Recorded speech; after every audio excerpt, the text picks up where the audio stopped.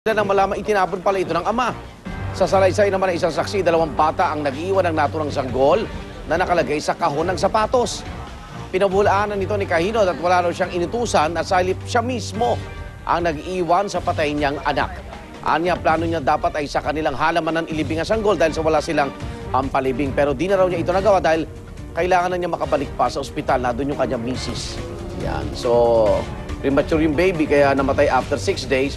Siguro yung nakita nung isang saksi na 2 yung bata nakapulot, napulot na siguro yung kahon na yun, no? Nadampot na, doon na lang naiwan din, no? O ngayon, mas lalo siya hindi makakabalik doon sa ospital. Wala na, may kaso siya. Mamadali siya bumalik, hindi siya makakabalik. May kaso siya, kawawa naman. Samantala, good news naman tayo at matayog muli ang lipad ng ating watawat at nakabalik na itong Philippine Balangay Expedition Team. Dumaong po ang grupo kahapon ng umaga sa Manila Bay sakay ng 3 replika ng balangay. Ang balangay po ay yung mga sasakyang pandagat ng ating mga katutubo bago pa dumating ang mga Kastila. 4 na buwan ding naglayag ang grupo papunta sa iba't ibang bansa sa Southeast Asia. Ito ay bilang pagpapatunay na kayang-kaya ng ating mga katutubo noon na bumiyahe ng malayo gamit ang sariling teknolohiya at kapabilidad. Ginawa po itong Balangay Expedition para ipakita natin na hindi po natin inutang sa mga colonials ang ating sibilisasyon. Ito pong Balangay ay mag-a-attest na gaano na tayo katindi noon. Totoo yan.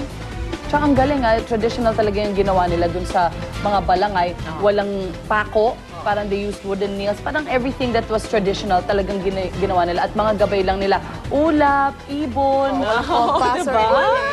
Meron silang isang support na balangay. Yun, may GPS yun. Yung pangatlo nilang balangay. Para siguro just hindi naman sinapot na sa kung saan lupalo. Pero technically, umasa sila sa nature to guide them and knowledge. Maayos na tayo nang dumating yung mga dayuhan. Tahimik, simple. Dahil lang sa sibuyas at bawang. Yung ba yung tinitrade natin? Mga spices. Sila ang nagtitrade tayo. Hindi, dito kasi natagpuan yung mga. Tayo ang nagtitrade. So, dahil doon kaya pinuntahan tayo. Ayun. At syempre ginto. Pero dahil maayos na tayo, meron tayong Code of Kalantiao. Meron na tayong mga may gobyerno. Form of meron government. Meron tayong alphabet. Meron tayo. Alibata, yun ba yun? Alibata.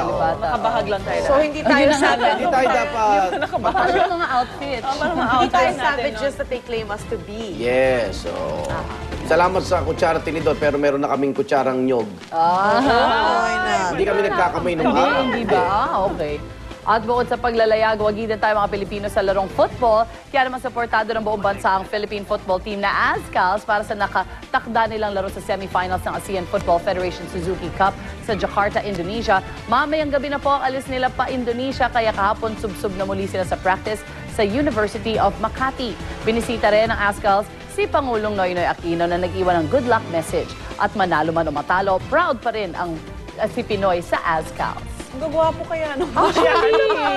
At ang gagaling nila. Ano ba? Magagaling sila maglaro. Ay, oo nga, yun na nga. Ang gwapo. Magaling sila maglaro. Nasa kanila na lahat. Magaling na maglaro, mga itsura Good pa. luck, good Pero luck. sana magkaroon tayo dito na pwedeng paglaruan talaga ng mga soccer teams para umusbong. Yung mga talent, ang dami natin. Hindi, marami rito. Hindi tayo tatanggihan. Marami rito ang football field. Ang problema hindi yata pumasa sa standard international Kaya nila. sana magkaroon tayo. Para kasi gagaling pwede tayo mag-train pa na marami. Alam ko dahil dito ginawa yung ASEAN Games. Mga ganyan. Pero alam mo, malaki ang pag-asa ko na maralo sila dahil natalo na nila yung Vietnam eh. Yun ang defending champion eh. 2-0 pa yung goal nila. Good luck. Good luck sa guys. Indonesia. Text. Oy, mag-guess pag nanalo at matalo. yeah. Manalo, matalo. Paulit-ulit namin paalala, lalo na ngayong holiday season. Bakit ba? Don't drink and drive. Tandaan natin ang alak plus driving tiyak na magre-resulta sa isang malagim na aksidente. Tulad na lang po ng isang aksidenteng nangyari sa San Pedro, California, kung saan isang kotse ang animoy lumipad at sumalpok sa 2 bahay. Ito po ang sinapit ng kotse, nakalambitin sa ere matapos sumiksik sa pagitan ng 2 bahay. May 5 talampakan din ang taas ng kotse na tumagilid muna bago maipit sa gitna. Ayon sa residente ng isa sa mga bahay, noong una raw ay inakala niyang may lindol dahil sa lakas ng pagyanig na naganap. Hinihinalang nakainom ang driver kaya inaresto siya on the spot. Pero ang Akala galing. mo. How did he do that? Nakainom ang magikero. Sa gitna ng dalawang wall, Mari. Ayan siya, oh. Di ba pangalan niyan, James Bond? Pwede. Akala mo nagsushooting eh, no? Siya yun, Ano no? yung parang pang pelikula yung ano? Hindi, siguro galing siya sa mas upper level. Tapos wala siya doon. Kasi imposible naman na lumipad. Parking building. Aba, di bahay-bahay yun, no? Unless nag-ikot-ikot yung bahay. paano. Lumipad talaga. O, good luck sa soko nila dyan sa Amerika. Ano pagising mo, gulong mo nasa ulo na. Yun nga eh. Ayan, tinatry nila i-figure out kung Tingnan mo. paano naging ganyan yan.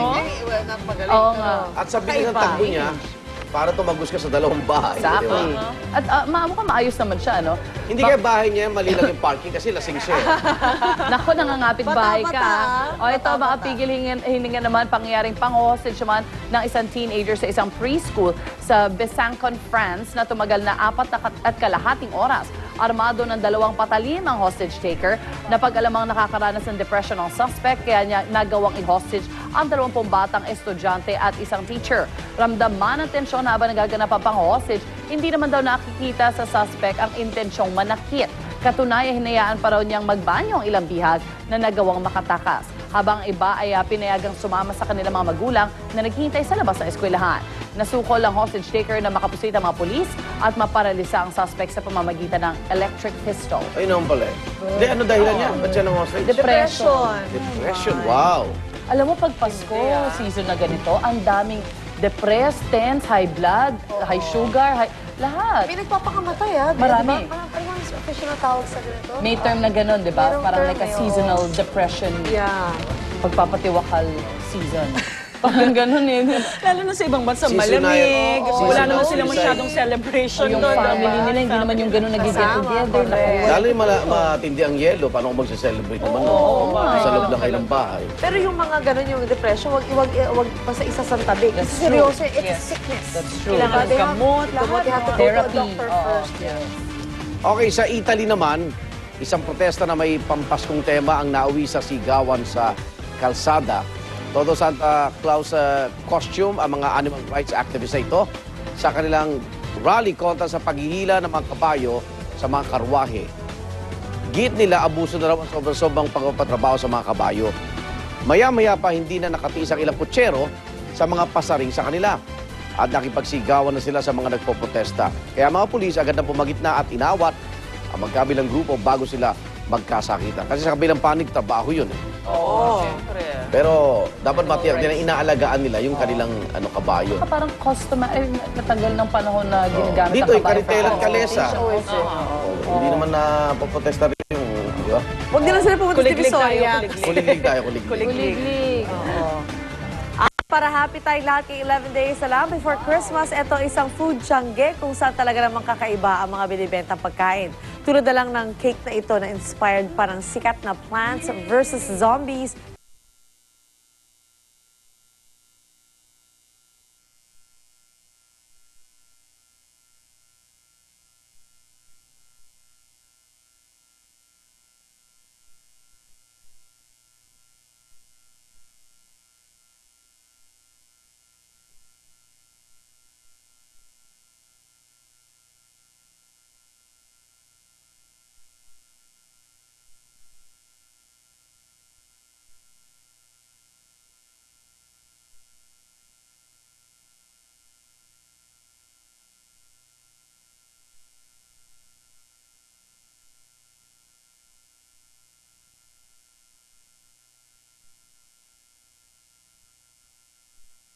At sa bahay nila niluluto